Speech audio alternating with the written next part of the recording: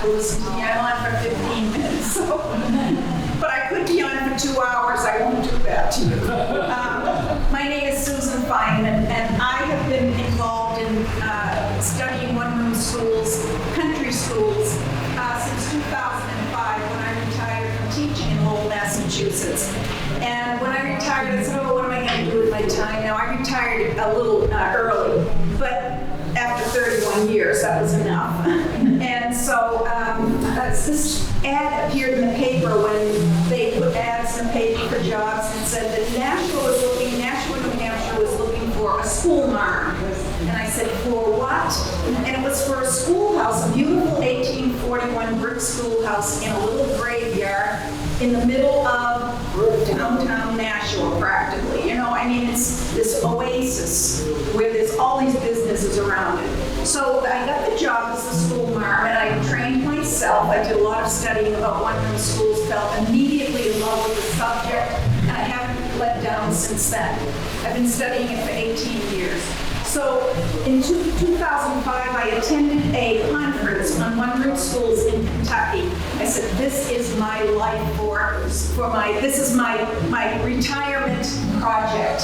And so has it been. And I just love to go and see people having an opening of school. I'll support them with information.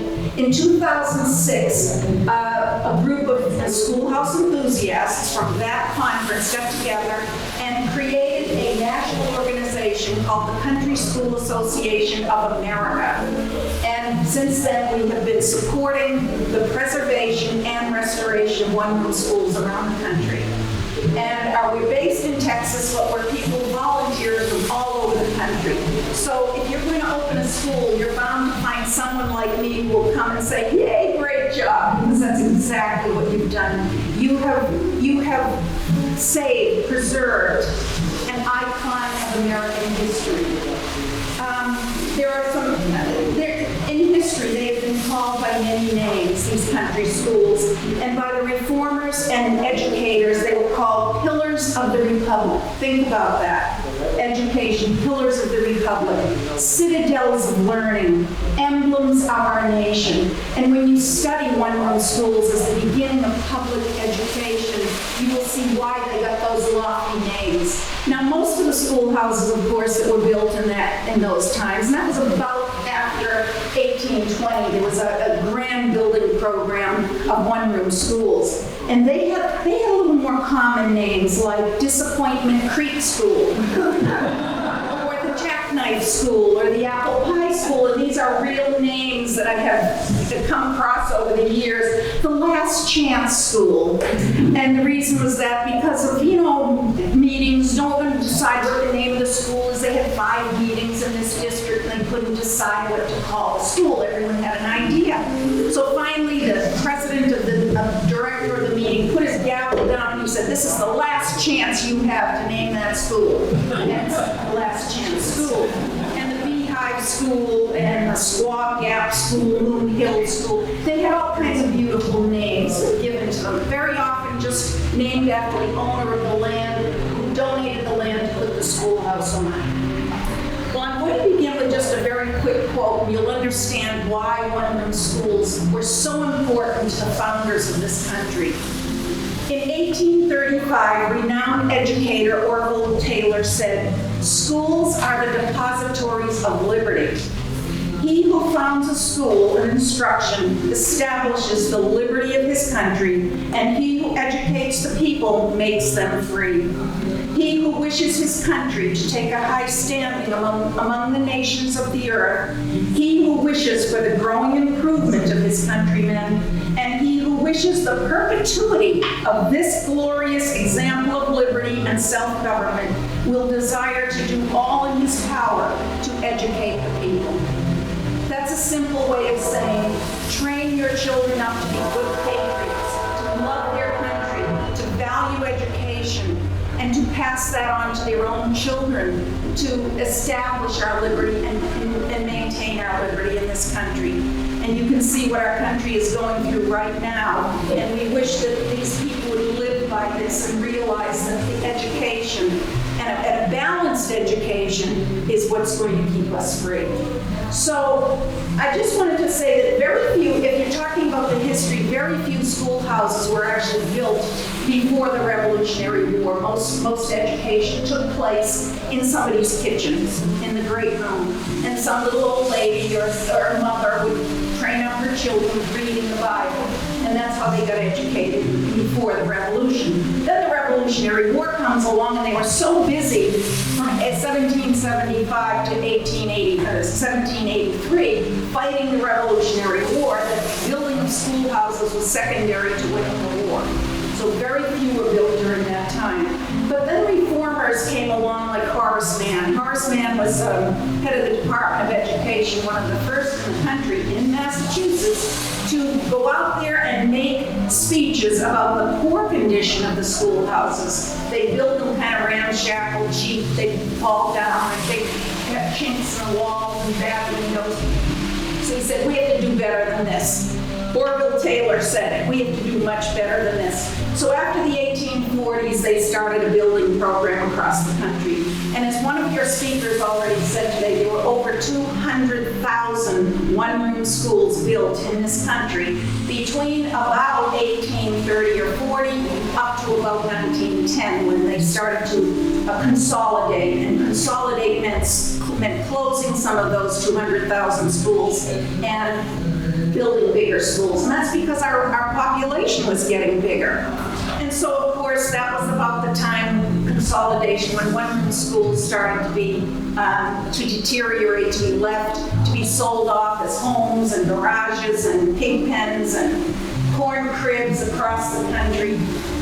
The 200,000 went quickly down to a few thousand between those years, between those decades. So the Northwest Ordinances of 1785, I want to say, was when they started to almost publicly support the building of schoolhouses beyond the Appalachian Mountains. And that would be the states like Ohio and Iowa, Illinois, and west of the Appalachians. So when they started to build schools before they consolidated, they were built almost every 2 miles in the Midwest on these wonderful roads that are in grids. You know how the Midwest is all set up in grids because of the Northwest Ordinance. They had a schoolhouse on almost every 2 miles so that no child would have to walk more than 2 miles to school.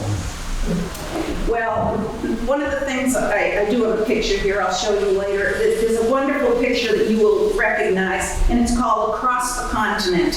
And I will show you that picture. And one of the things, it shows a train, it shows the mountains, it shows people establishing a little community, and right in the heart of the community is a one-room school. So people knew the importance of those one-room schools even in those days. So with schools like Sandy Pond, you can see the construction of this schoolhouse. These people put a lot of money into this school because it was made of brick. But no one would ever think that a schoolhouse would last 180 years like the one I teach in. But the thing that saved my schoolhouse was it's in the middle of a cemetery, or a graveyard actually, because at one time there were 2 churches on that property. And people respected this old graveyard that goes back to 1687. Believe it or not, we have burials from that age. And most of them are 17 and 1800s, predating the schoolhouse, of course. So they were basic schools. They were dedicated teachers. They taught kindergarten through 8th grade in one little building. The populations of those schools could be anywhere from 12 children to 80 children with one teacher. And the only thing that probably saved that teacher some days was the boys couldn't come because they had to work on the farms or because there was a lot of sickness. So she never knew who was going to show up. They had very poor attendance in those days. We've seen the records. And they register 80 and 45 show up. If they register 45, 26 show up. And that's because of the times. The farm and supporting the family came before the school, but they got a wonderful basic education. They learned to read and write and cipher and do things in their head that we can no longer do. We've lost the ability. They learned penmanship. When you look at the penmanship, it was like perfect Spencerian script. And children today cannot read cursive writing. It's getting sadder, although I understand that some schools are bringing it back.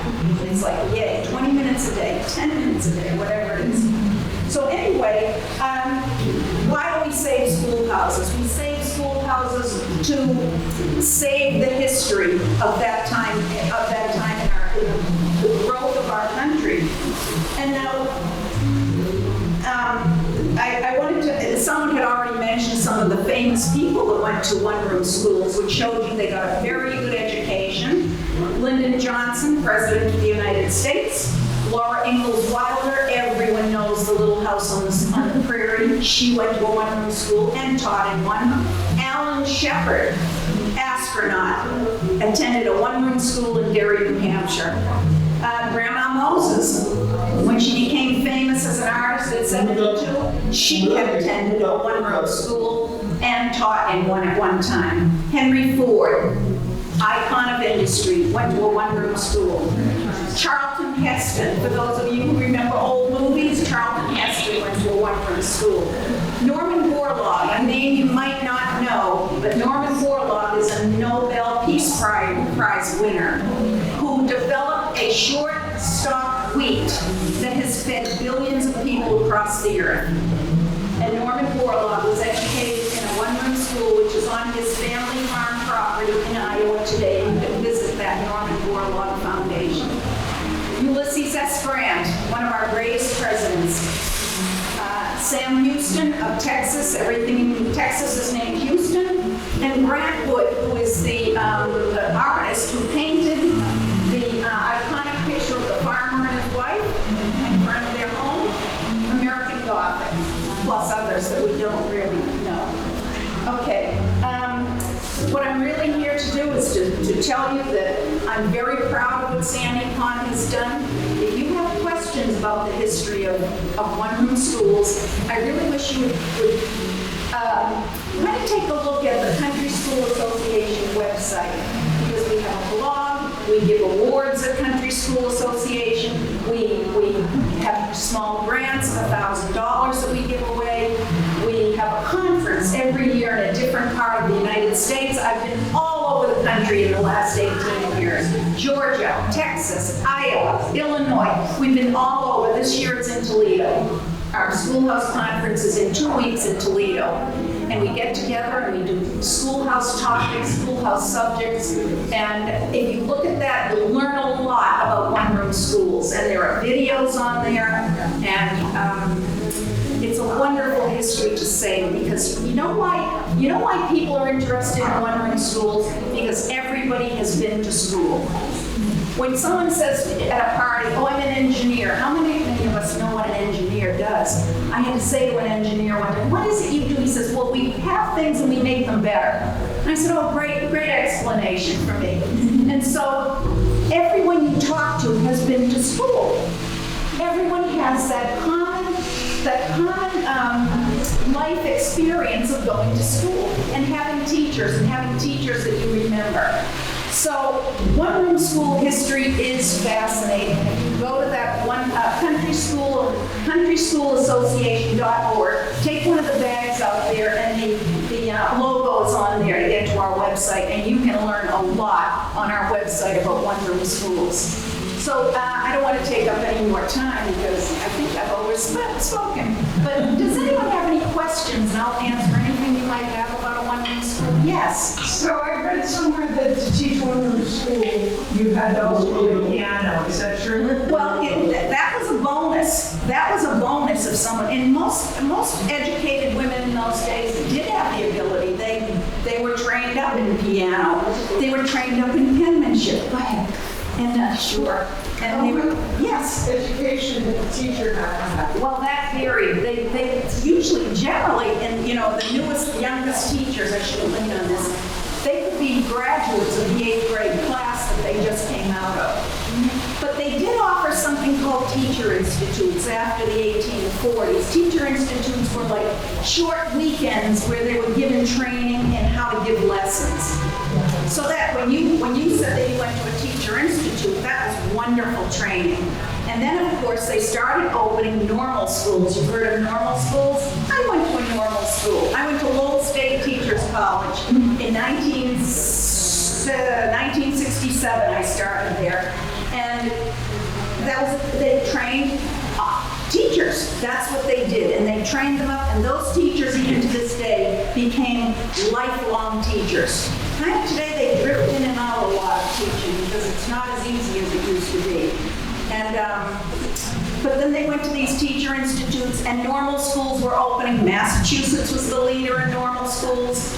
Fitchburg, Salem, Lowell State, all of those, Bridgewater, they were all training teachers. Yes? But someone else has a question. How many kids would be in here on a typical day? I guess it varied. It varied, and I was just saying earlier that if you had 45 children registered, about half of them would show up, and you never know who was coming that day.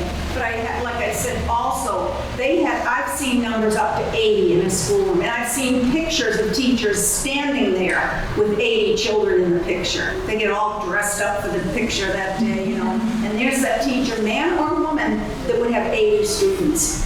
So it was not an easy job. My grandkids go to school in London, England, and they are penalized if they do not show up for school. We have no consequences today. And that's becoming more and more evident. And I know I shouldn't even be speaking this way. I should be middle of the road, but I don't see the consequences anymore of ill behavior. So, and of course, discipline is a whole nother subject in one-room schools. Teachers were very creative about discipline, but if you go to our website in the Country School Association and you look up the report card, the report card has nice information there. I write that report card, so I can find all these things and I put them in there as resources for you. And it's free. You don't have to belong. We love our members, but you don't have to belong to use the website. But go to the report card, and I promise you're going to find some fascinating blogs on one-room schools. Can you give some examples of the discipline they would use? Oh, they would pinch your ears. They had paddles. You would wear a sign that said, "I'm naughty," you know, "I'm late," "I'm tardy." They would hit you on the hand with a ruler. They would ostracize you into the coat room. And I read about a boy who was put in the coat room and he ate everybody's lunches. Yeah, so that didn't always work. So, yes. My grandfather went to school here. And he can remember the superintendent stopping by with his horse and buggy and bringing the teacher a sheaf of reeds. Yes. So she would go what? Reeds. You know, like little sticks. Yeah, they tied them together in a bundle. Yeah. So the teacher would have them if she needed them. Oh, they had all kinds of wonderful things. They would take the girls' braids and peg them to a hook on the wall, so they'd have to stand there humiliated. It's a lot of public humiliation. And one thing I read in this beautiful book, that the teacher was not happy with the boys' behavior, so she made them clean the outhouse. So that's a new one for me. That was excellent. I read in this little diary here. So I don't want to overspeak my time, but I thank you for listening, and I'm so glad you're here interested in the preservation of one-room schools across the country.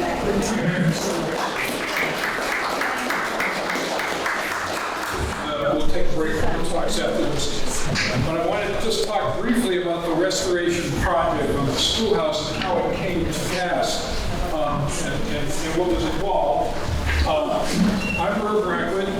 I'm the current president of the Sandy Pond School Association, which is the owner of this property. It has owned the property since 1908. We're an all-volunteer group that's been around for 116 years, which is makes it even older than me. So, but just briefly, when I joined SBSA in 2014, I was new in town. I knew nothing about historic preservation. I just knew when I went through this building for the first time that it really fascinated me. And I found on the board there were other people people who had that same feeling, and we all started talking about how can we restore the building, because at that time, it was still in pretty good condition for nearly 150-year-old building that hadn't been particularly maintained, especially. But it clearly was going to need serious work in the not terribly distant future. One of the big symptoms was the ceiling in here. The center of the ceiling was five inches lower than the walls. It was quite sad. And it was clear that it was going to come down in due course. So we sat around and we talked about it, and we said, what do we need to do? Well, the first thing we wanted to do was to get it on the National Register of Historic Places. And I was the new person on the committee, and it was suggested that maybe I would be able to handle this, because I was this guy that spent years in publishing and had some graduate degrees. Maybe I could handle that process. I took one look at the packet and I said, no. I don't even know what some of the questions are, let alone what the answers might be. So that was when we started looking outside ourselves and trying to find outside resources. And we quickly found a really wonderful architectural historian named Stacy Spies, who lives down in Holliston. She has a doctorate in architectural history, and she's done a number of single-room schoolhouses. I invited her up, Stacy, up to see if she would be willing to help us put this building on the National Register.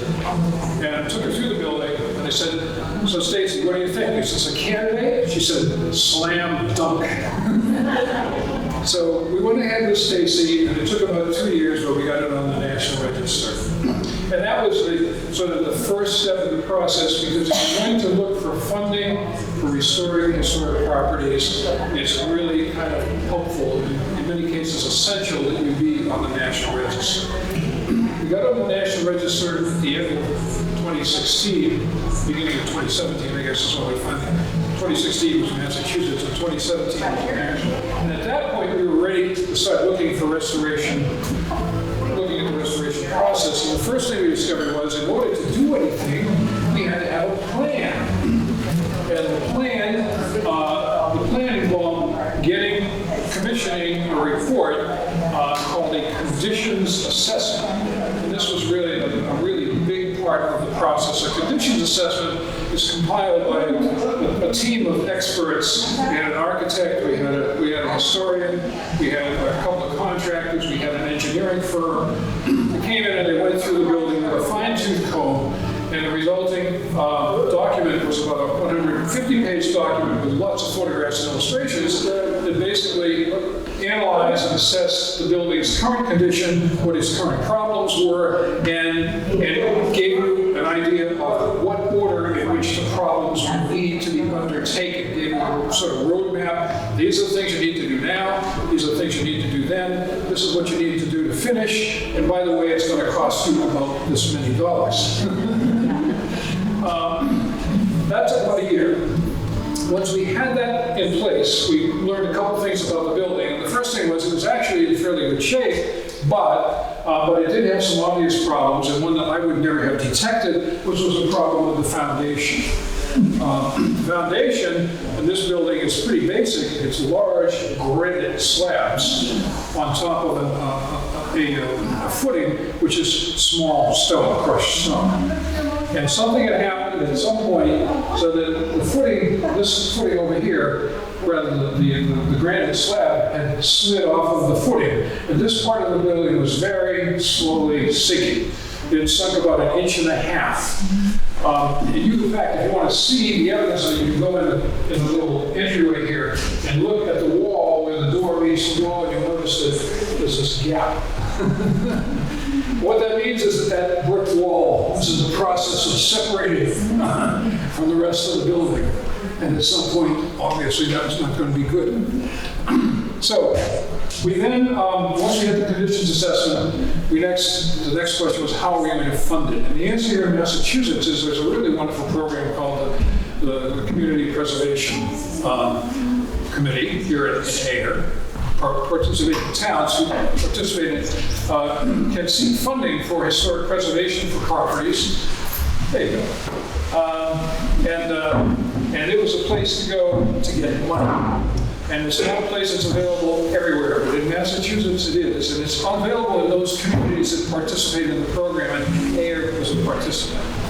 So, to make a long story short, we went to the Community Preservation Committee. We filed a grant application. We handed in the conditions assessment. We said, we want to get started on this work. We want to do the emergency work on the building first, but we need some money. And the committee was very generous, and they accepted our proposal, and they gave us an additional installment of money that was used to do all the emergency work. That work happened in 2018 on into early 2019. And during that time, most of that work was focused here on the classroom problem. The big thing was we fixed the foundation problem, as I mentioned.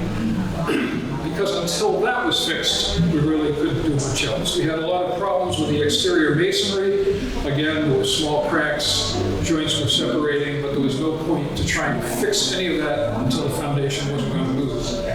So a lot of the initial work in phase one was focused on the classroom. It was the foundation, it was the masonry, and then it was this ceiling, which had to be replaced.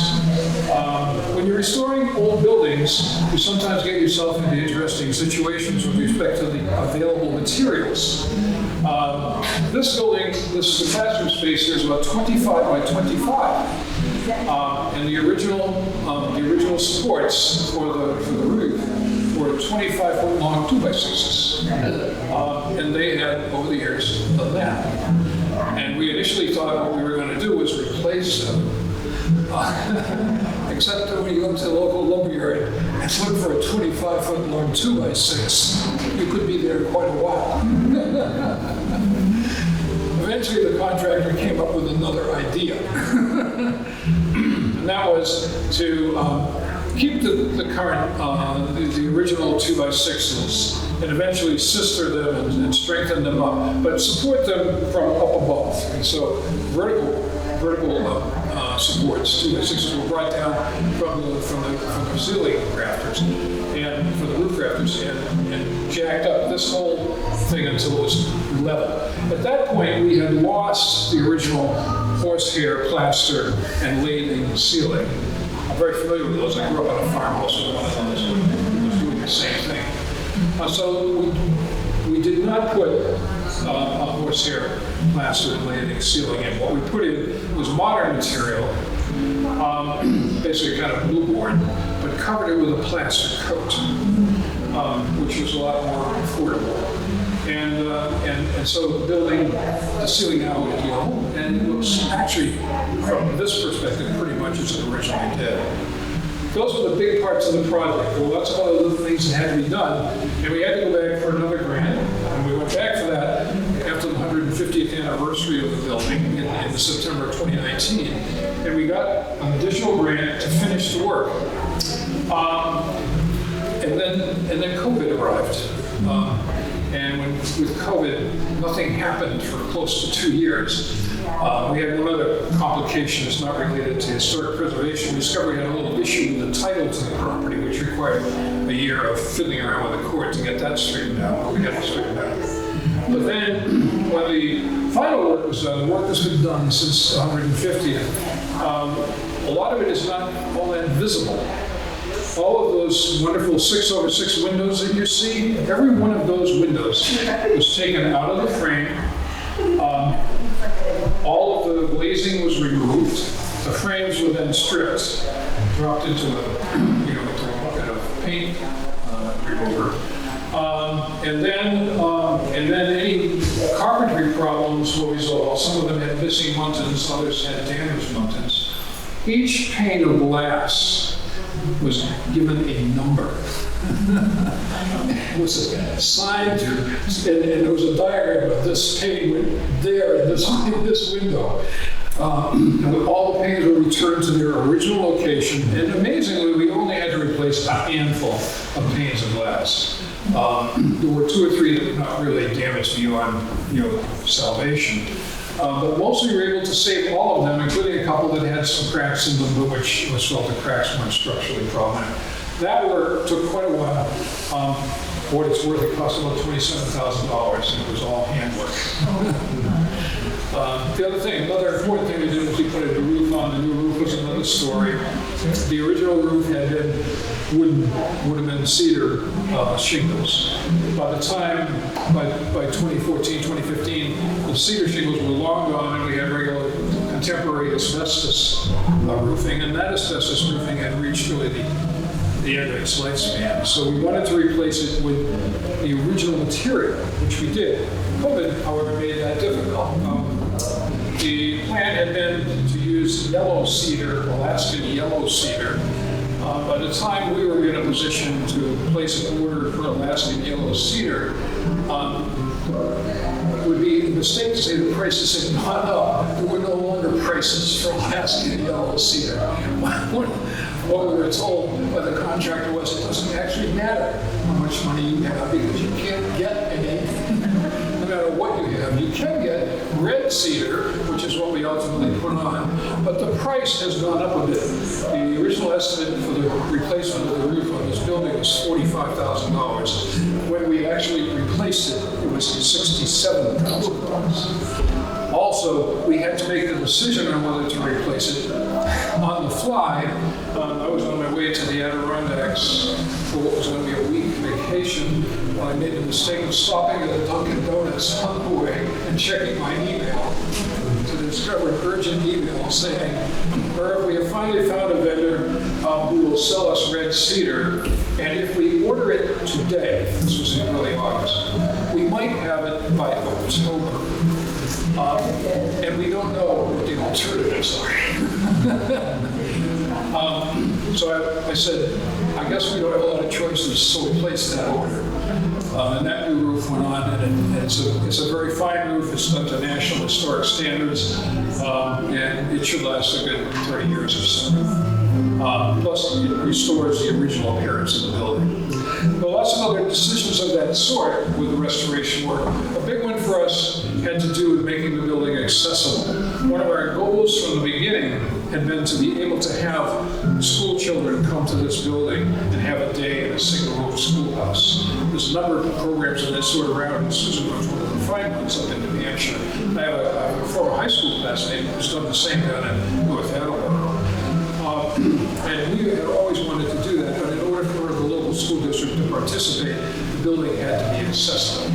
So one of the last, sets of work that was done on the building was to install the ramp to make that new rear entrance, which is accessible, to widen this space, and to add a fully accessible washroom. All those things were done and finished, as it turns out, fairly recently. But it's been a fairly long process. It really started for us as early as 2017 with the conditions assessment.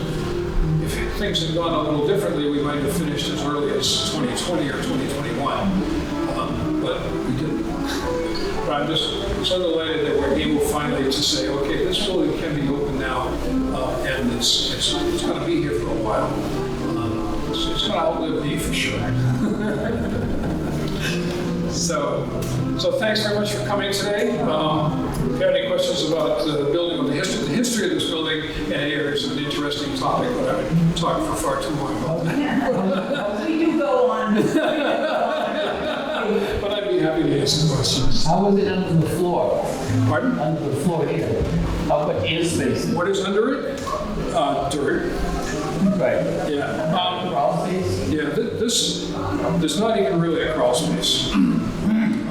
What happens is the perimeter, these big granite blocks block you from getting into that space from any place. There's a crawl space of sorts under the L, but you run into a granite block, so you really can't get in here. And one of the unfinished pieces of work here is to get a hatch put into the classroom so you can get under there if you ever have to do any work. This floor, by the way, is not original, but it's been here for a long time. It was put in 1912.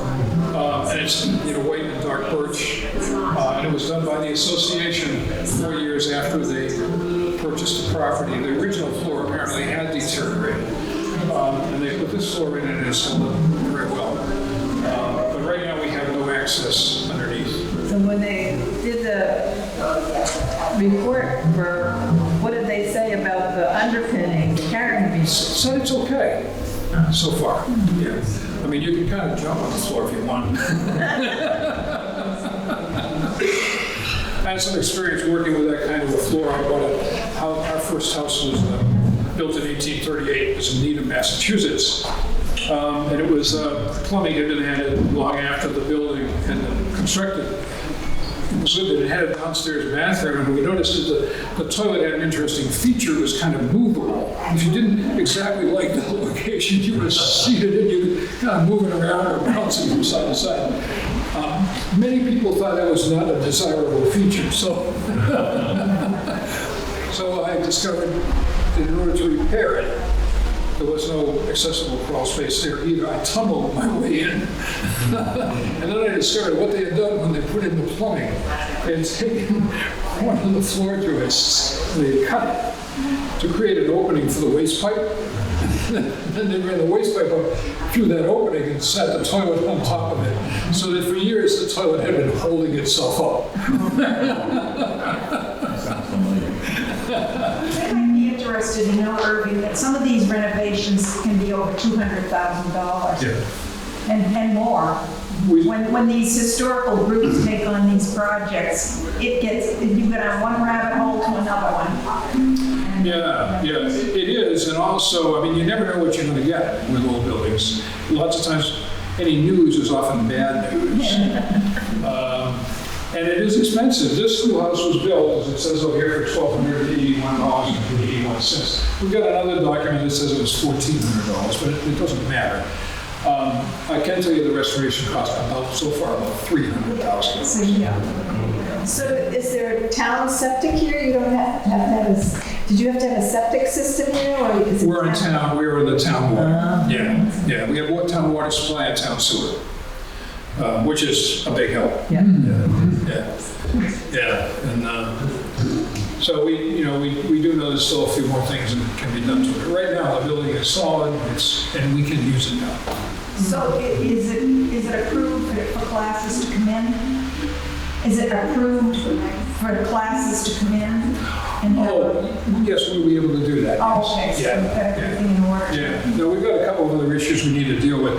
We have the front door here off of this little entryway. That's the original door. It has the original lock, and it still works. But it's not an ideal kind of arrangement because that door opens in, and it's a really weird lock. You only have to have that lock and that key in order to open it. So ultimately, what we plan to do with that is put in a modern lock. You can open from the side, and also we may have to move it so that it opens outside. The new accessible entrance does open to the outside, so that means code. And the washroom, that was a pretty big deal.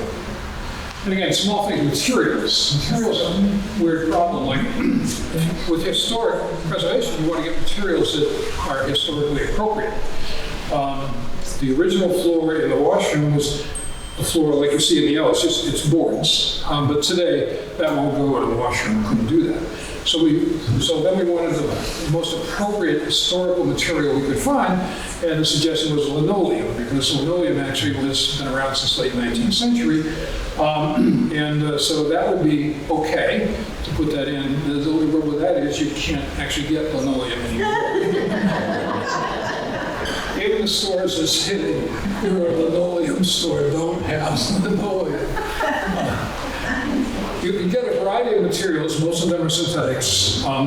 There is a material called marmoleum that we discovered. It's made of basically the same ingredients as linoleum. And to my eye, it looks the same, but it's a specialty material. It's manufactured by an organization, a company in Missouri, as I recall. And they have occasional outlets where you can get the material directly from them. That's what we ultimately wound up doing. It took, I don't know, we must have spent a month finding out finding out what marmoleum was and figuring out how to get it and put it in. And it's not that big a room. It didn't cost so much money. But it took time. Great job. You're among the best in the country for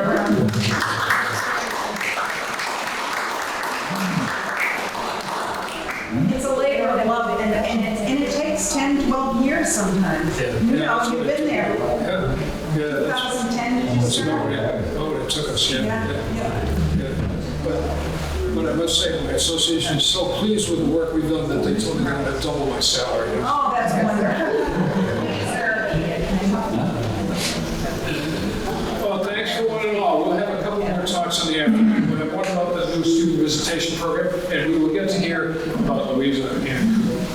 I'm the art teacher at the Page Hilltop School here in Air, and a few years ago I saw a Facebook posting about the Sandy Pond Schoolhouse Association looking for someone connected with the school to work with them about a potential program to bring students here. And so before I became a teacher, I worked for the National Park Service, and I kind of like history. I kind of have a history or background in history, and I'm working at the school, so I came to visit, and I got sucked into, and they were in the middle of all the renovations. We couldn't really have started a visitation program, so what I did do was I put in for a grant from the Air Education Foundation to start making clothes that kids could borrow if they came to visit the school through the third grade. We have some kids, I'm sure, if we said, oh, you're going to go on a field trip to this schoolhouse, they would come full dressed out, Little House on the Prairie, and we have some who would have nothing. So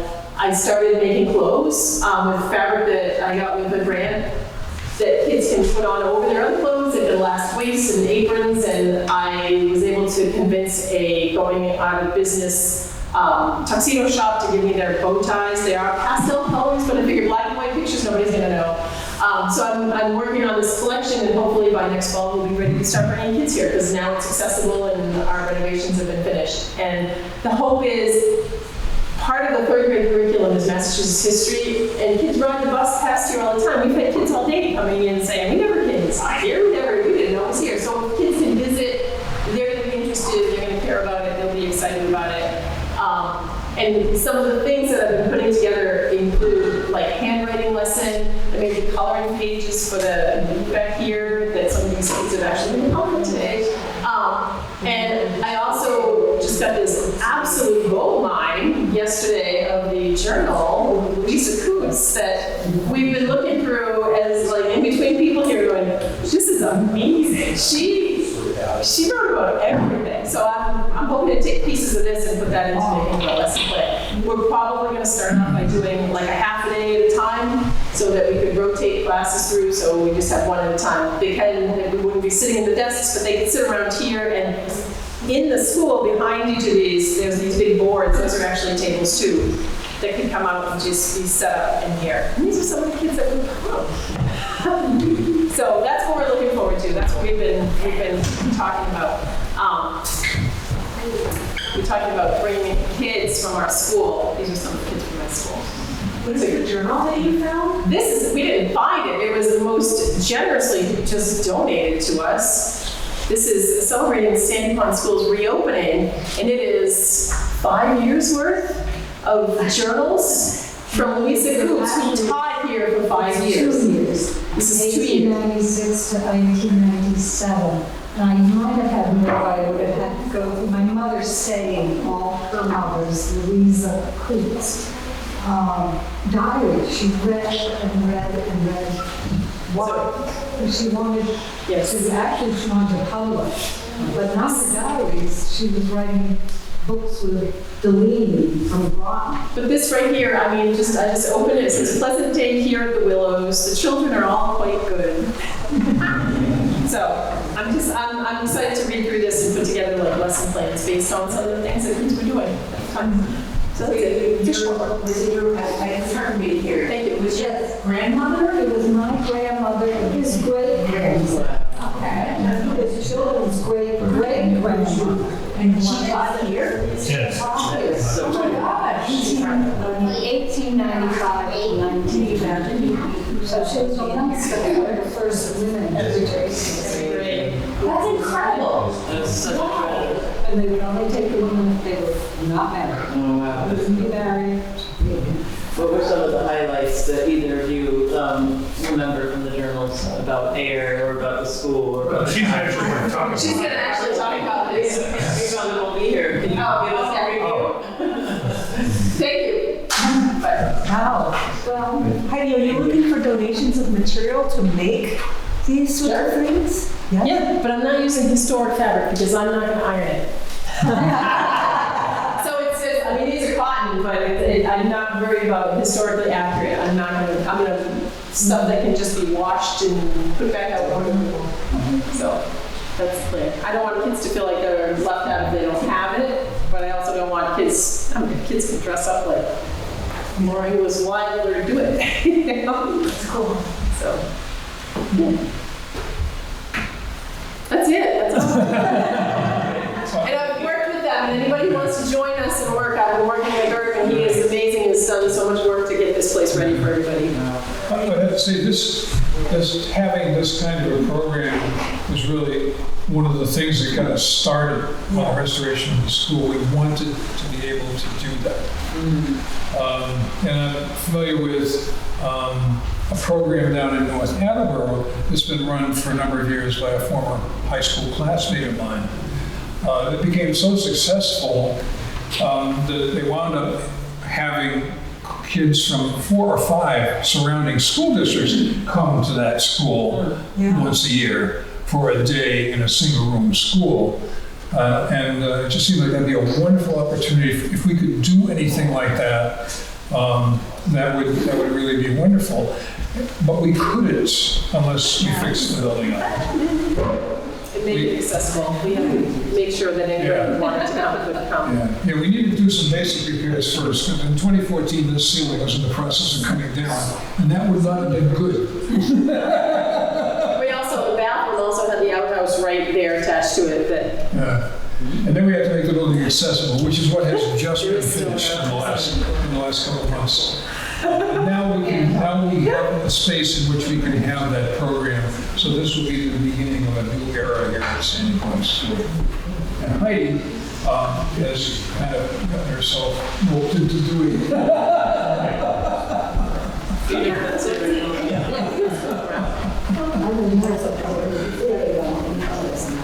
you know if that's the original piano that was here, or AP is the piano something that was actually in the schoolhouse? Yes, that piano, that's about a 1910 or 1912 square grand piano.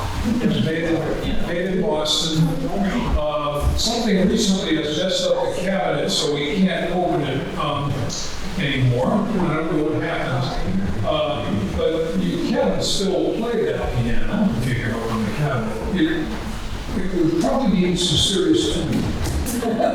It wasn't part of the school though. It was part of the Sandy Point School Association, where they held the reunions and parties and things in here after the school had closed. Yeah. Originally, there were 2 doors, so that one would be a door for the girls to come in, and one would be a door for the boys to come in. And then to make it like a little stage area, they closed off one of the entrances. So yeah, Ella and Ben, you guys might be in the same class, but you have to come in different doors. Yeah. The only real modifications that have been made to this classroom since it closed in the school was the putting of the platform and the piano and the closing off of the one doorway. And that was so that the association could use the space here for a lot of things like dinner dances. And they needed a piano for that. And so they sealed off one of the entrances. But aside from that, the classroom is pretty much as it would have been in 1869. You'll see in there, they would do like food prep and things in there, but one of the things is a sign that says no objectionable dancing. Yes. And we've tried to observe that rule. We say, don't let me dance because all my dancing is objectionable. Can you share one snippet we can't see for your whole talk? Some particular highlight or? She never mentioned anything to do with restricted children or harm them in any way. She seems so positive. Every page where she talks, the kids, the children were good, they did well on their tests. And she was so happy when the fellow that came, Mr. John, was here. But when the superintendent came, one time he came on a bicycle. And so somebody asked her, why don't you use a bicycle to come to work? And I just said, I just couldn't afford it. And so I looked it up. In those days, bicycles had come into fashion at the beginning of the 1870s. 17. By the time of that Louisa at 1896, bicycles were $130, and she could not afford a $6 winter jacket. So, wow, she was $30. Wow. It's like a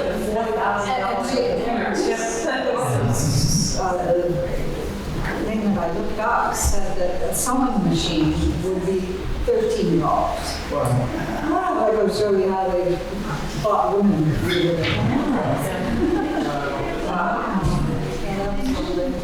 Maybe that's why people had such a fond memory and wanted to say to keep it preserved because they had a fond memory. She was so encouraging.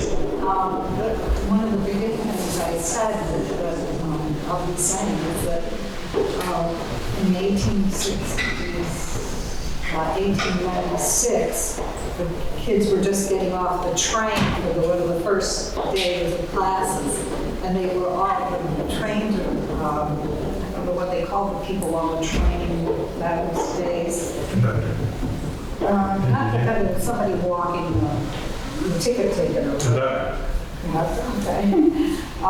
Told her kids were all cheering because they heard that she was going to be a teacher. No. She was thrilled about that. Oh my gosh, it is so cool. Yeah. And the only other thing that she did to punish the children was that the boys had not been keeping up the outhouse. So she said, okay, gentlemen, you need to go out and clean the outhouse. And she said, then they would learn that they should keep it, neat regularly. But those are the only two things in 2 years that she mentioned that she had to kind of get to the kids about. Wow, that's so incredible. What a treasure. Yeah. Sounds like that's a book in the making. Now, this one was easy in the sense that I didn't have to write anything. I just had to sort out her papers because paper was so expensive. She used anything she could get her hands on.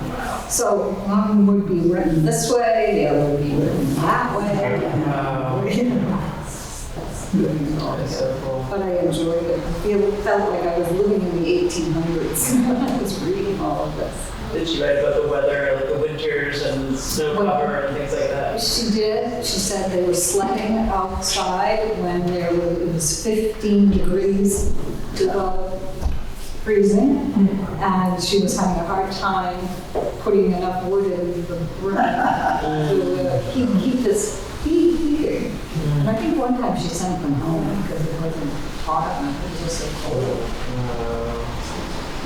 That's awesome. Do you know, was it all forested around here at that time? There were no houses close by. No. In fact, one of my mysteries that I just tried to solve, she would almost be going to the Willows. Well, what was the Willows? Irving told me that there was a train station there. It's right here. But sometimes she would just go. And why did she go? I have to think it was a park. You know, it was a graceful park, like the Hale Reservation up in Boston. Because she never said what she went there for, but she's always like, I think to relax maybe, or whatever. So every Friday she was like, I'm so tired. But she loved going to school, she loved the kids. By that time, probably the land would have been pretty well cleared for agriculture. If you look at the picture behind you, there is not a lot around here. I think it's all been cleared. Also, looking at this picture, you will see 3 children of color. Yeah. And Mrs. Hazard is probably their mother or grandmother. And she, before, in the wintertime, you would get black here and dark, and you couldn't have not much light. And the kids had gone home. She would go to Mrs. Hazard's house to wait for the train, because the train was on a school schedule. And she would wait in Mrs. Hazard's house, and she would do her, she read to her, she sang to her, she wrote letters for her. And she just enjoyed going to the tours and really hit it off. So I was amazed when I saw this, that there are 3 children of color in that, the related hazards.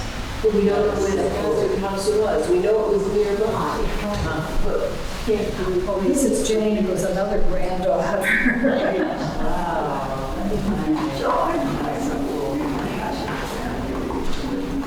Oh, really? Okay, so that's probably, because this was usually, was originally part of Brighton, something? South Brockton became there. 1895 to 1900. And we now have a number of her descendants here today.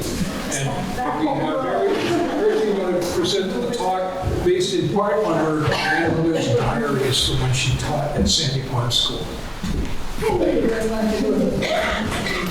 First, I should give you a few pointers or introduce you to my grandmother, Louisa Ann Coote. And as I say, we had her grandchildren here. We have some great-grandchildren here. And I have my grandchildren are her great-great-grandchildren. We have one great here. Do we have one great-great? Oh, down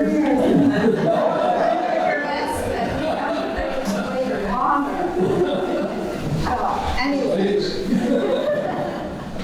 you just heard that Louisa Ann Coote was teaching here at the school between 1895 and 1900. She was a diary taker. She'd written her whole life. And after she died, my mother, and her brother and sister and older sister kept her things. So I have a whole stash of her diaries, and one was during the times when she was teaching here. So I had a complete set for 1896 to 1897. So that gave a good view of what teaching at a course, a little one-room schoolhouse would be like. She was born in 1876 to an older father. He was 59. Her mother was 42. It was a second marriage for her father. He had had 6 children already by somebody else, and then she died. And he married Catherine Comerford, who came from Prince Edward Island, and she was only 42. But they were older. Louisa, she was her only child, and they eventually moved to the area around here. And she was born in Boston, but eventually they moved here. I think he was retired from his bookbinding business. I've never cut, but Jane has done a lot on that. And but they were able to buy a bigger house, a fairly big house here, because he had a sister in England still, and she apparently had some money, so she gave him money to purchase this house. But it still was quite a bind for him, and they took in boarders to help pay the mortgage, and they were also helped by Catherine's sister Mary, who came and visited very frequently. And Louisa benefited a lot from her charities, much more than she could want. And actually, she would buy her the coat that cost $6 for the winter because she couldn't afford it. And she also helped the people, her parents, with their mortgage. And then Jane tells me she ended up living in the workhouse. I don't know where. Little house of the poor, was it? Which is a house for the poor. In her Nobody else, can't pay for anything. So she's obviously, this woman, Mary, was very, very generous, and Aunt Mary she was. And her, let's see, she was an aunt, so her niece, Louisa, was knowing how somebody could be very loving and thoughtful and generous and charitable. Louisa was an excellent student when she went to school, and after she graduated from high school, she decided she wanted to be a teacher. And at this time, women were just beginning to be accepted as teachers. There was the Industrial Revolution, and a lot of the men left the field because they could make more money in the various businesses that were being established. So she put in an application for a teaching position in the 1890s, but it required one had to describe themselves.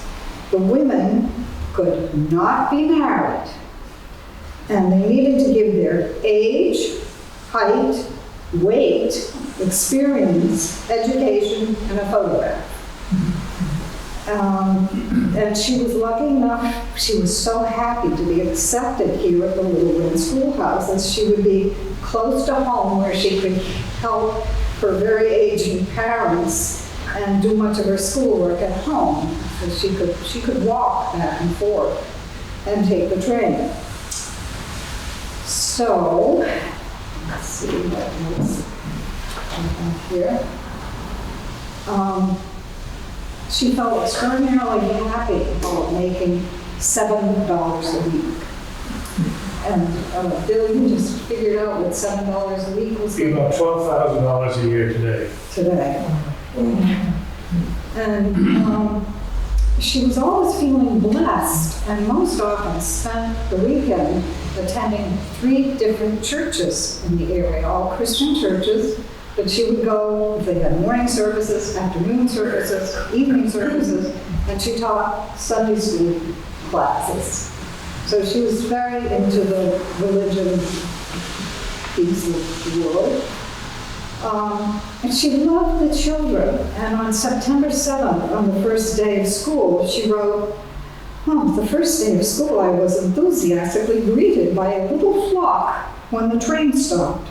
One of the train employees told her that the children were so happy she was going to be their teacher."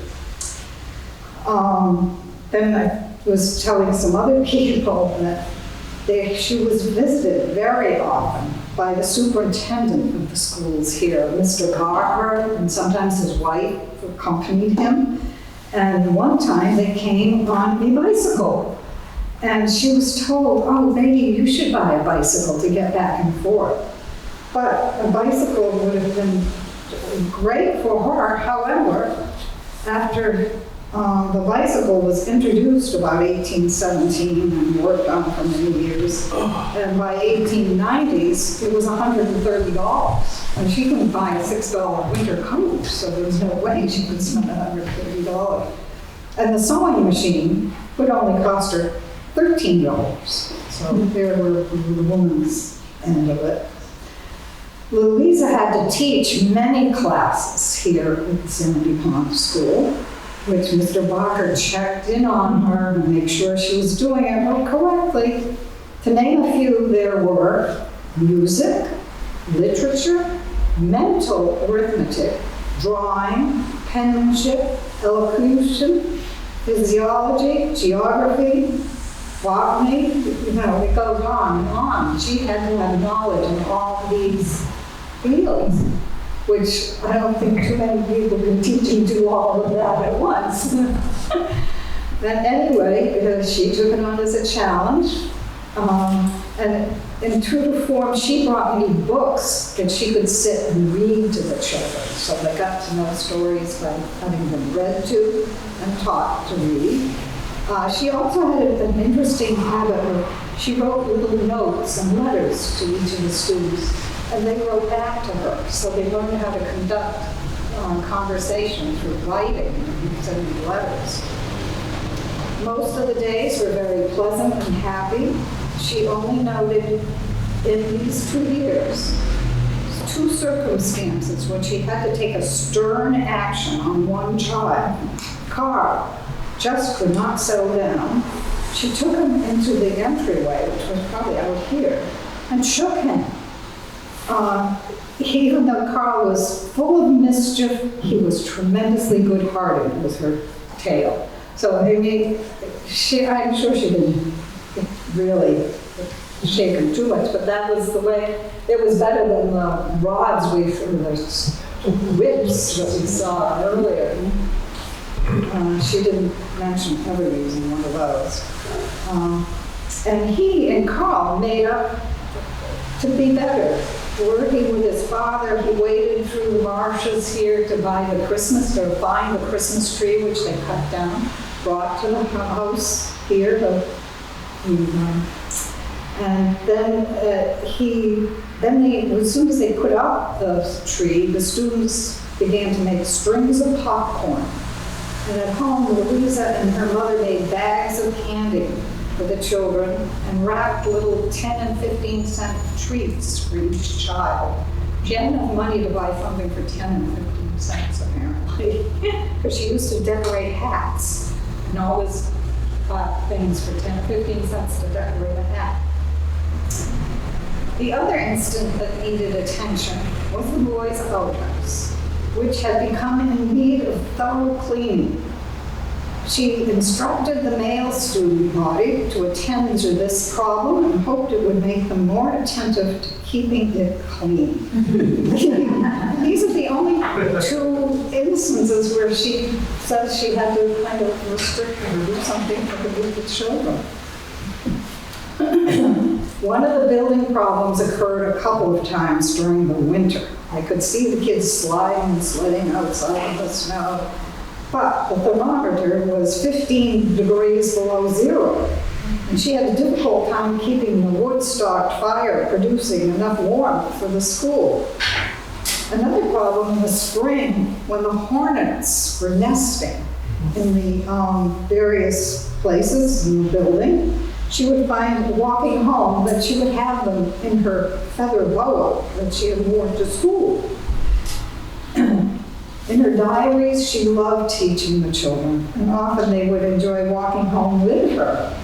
On certain afternoons when the children had left and when it became dark, Louisa would go to Mrs. Hazard's house. And over there in that photo, there are children of color that probably were Hazard children. Louisa was a dedicated teacher of children and caretaker for the elderly also. She did a lot of that. She'd have a neighbor that was, one step away from dying, and she'd go and help them. I would never have known my mother's mother without the photos and diaries that my mother had saved. When she was orphaned at the age of 13 in 1928, I would never have known so much about my grandmother without having read her many diaries. I am so grateful for all the work that everyone has done here that really made me go and read these diaries and have them printed. I think I've made 16 of these booklets to give to all the descendants, so everybody has one that they can read, and one will be here. Maybe one we can get the library to take if they want it. They would like one. They would. Oh, okay. I was talking with one of the women from the library this morning. This is amazing. It is, because it's all handwritten, and then she was a good handwriter. So, anyway, if there are any questions or anything that we could answer for you? How did you connect back to the school, to the schoolhouse? How did you find that this was on? Probably through Jane. How did I find out about the schoolhouse? Well, maybe just even reading some of the fact, there were other diaries she had that mentioned it. I think completely, there's a whole other set of diaries. There's one where her father had 6 children. So she had 6 half-sisters and brothers. And one of them had a child that was her same age. His name was Charlie Peacock. He seemed to like Coop, Hatch, and Peacock. He seemed to So Charlie Peacock and she played together as children, and they got to be teenagers, and they really enjoyed each other. And then one summer she said, when September comes, we're going to end this relationship, because she knew they could never marry because he was her half-nephew. And so she was But he gave her a ring that my mother had, because she was born in June and I was born in June. My mother gave me this cute little moonstone ring that I have at home, but I wouldn't worn it except I can't, she was so tiny I couldn't get into my finger, because I think she was quite small. And anyway, so it's just fun connecting all of this, and I'm glad people are willing to hear about it. It's wonderful. It's exciting, and it gives you a picture. You know, she visits people, excuse me, all the time in the afternoons. Women, their social thing was to meet each other for tea in the afternoon. And they would inevitably read to each other, they'd sing with each other, and she would play their piano if they had a piano. She had, one of their boarders came into the house and brought an organ. And she loved that organ. She absolutely mentioned, she never mentioned ever that this happening before. She cried when that boarder had to move to his son's place and took the organ, because she loved the organ, but they could never afford to have one. So you get a real picture of what, you know, life was like for these people. I remember that my first awareness of the connection came because an email was forwarded to me by George Bacon of the Area Historical Commission, but I don't remember which one of you wrote it. Somebody wrote to the Area Historical Commission and mentioned, you know, your grandmother, and she had taught here, wrote to there, and then George got it, and he forwarded it to me, and started our correspondence. Yeah, so. Yeah, so that was how I found it. It was like, Thank you for all the work you've done to replace this. Yes.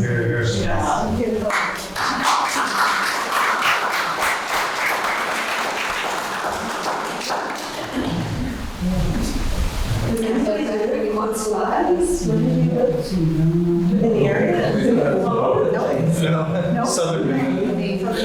Yeah. It's so cool that you have this. It's so cool. We're down there, Cape You never done that before. Now, I can remember as a teenager going to the Sandy Pond Association meetings with my grandfather, who was very involved. He was president of the Sandy Pond Association, trying to someday arrange for this to be a national historic landmark. And that was their goal. And he attended school here, his father attended school here. So we're connected on both sides of the family. Yeah, so on my mother's side, you know, they attended school here. My grandfather was involved with the association. And then on my father's side was Louisa, who taught here. So, you know, we're sort of doubly connected, but always has been of interest. And my mother passed away just a few years ago. At the age of 104. But in her house, over her desk, was one of those prints with a picture of the Sandy Pond School. So it's been a part of our life. and your grandfather was Charlie Mullins. Yes. And he told one of the members of our board, Randy himself, that he had carved his name on the bottom of the and we've turned them all over looking for Charlie Mullins' name, and we never really identified it. I was going to say, so we won't bother to crawl under there.